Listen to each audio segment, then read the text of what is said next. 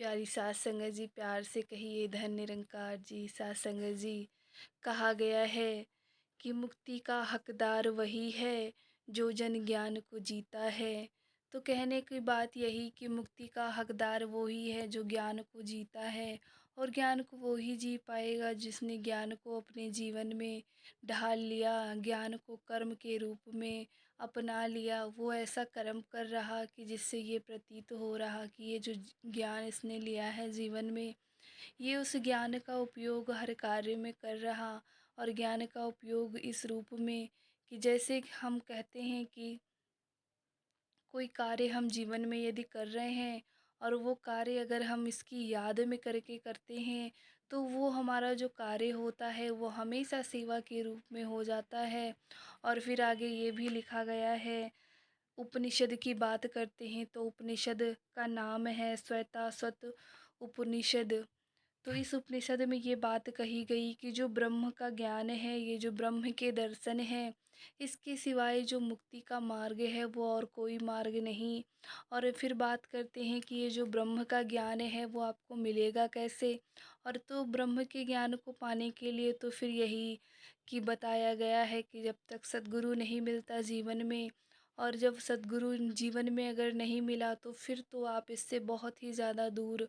और जब गुरु मिल गया, वो भी ऐसा गुरु जो अपनी तरह ही इस ब्रह्म ज्ञान के दर्शन भी करा दे, ब्रह्म की भी लगता हमें करा दे, तो ऐसा गुरु जब जीवन में आएगा तभी हमारा ये जो जीवन है उसमें हम मुक्ति के पथ पर आगे बढ़ते चले जाएंगे। और जो मुक्ति का आधार बताया गया वो ब्रह्म ज्ञान को ही बताया गया। जब तक ब्रह्म ज्ञान नहीं है, आपको ब्रह्म की जानकारी नहीं है, ब्रह्म ज्ञान का मतलब आप वर्ड मीनिंग अगर बात करें ब्रह्म ज्ञान की, तो ब्रह्म का मतलब तो ब्रह्म ही होगा और ज्ञान का मतलब जानने वाला, यानी ब्रह्म को जानने वाला ही ब्रह्मज्ञानी कहलाएगा।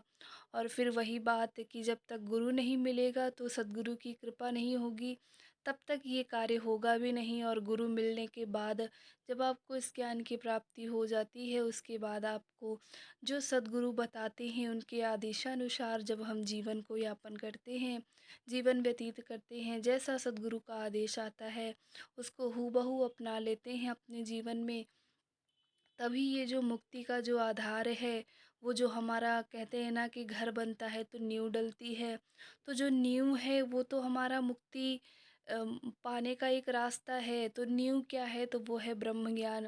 और जब ब्रह्म ज्ञान रूपी नींव जीवन में पड़ जाएगी, फिर आप कैसी भी इमारत खड़ी करेंगे तो वो इमारत कभी नहीं ढहनी। फिर बात यही समझ आई कि हमेशा हम जीवन में ज्ञान को ले लेते हैं, लेकिन कभी लगता है कि सत्संग जाने की क्या ज़रूरत, सेवा करने की क्या ज़रूरत, सब कुछ तो हमारे लिए घर में ही अवेलेबल है। तो फिर बात यही कही गई कि अगर गुरु से जुड़े रहेंगे तो ही, क्योंकि ये ज्ञान तो इतना सूक्ष्म कि अगर आप इससे थोड़ा सा भी दूर हुए, डोलायमान हुए, तो ये क्षण भर में नष्ट भी हो जाएगा। तो इसीलिए हमें अपने आप को निखारने के लिए इसके रूबरू, इसके एहसास में जीवन को यापन करना। और फिर बात वही कि मुक्ति का हकदार वही होगा जो जीवन में इसको अपनाएगा, जो मिला हुआ ज्ञान है उसको अपने कर्म में ढाल कर रखेगा। और यदि कर्म में नहीं वो ज्ञान, तो फिर बात मुक्ति का जो पथ है वो तो भूल ही जाएं, मुक्ति की जो बात है वो तो भूल ही जाएं। तो ऐसी कृपा बनाइए कि सभी को मुक्ति का मार्ग मिले, सभी इस मार्ग में आगे बढ़ पाएं और जीवन को यापन करते हुए गुरु के आदेशानुसार जीवन को हम जिएं और ज्ञान को कर्म में ढाल सकें। ऐसा सद्गुरु माता जी से प्रार्थना अरदास आप सभी के लिए प्यार से कहिए। धन्य निरंकार जी।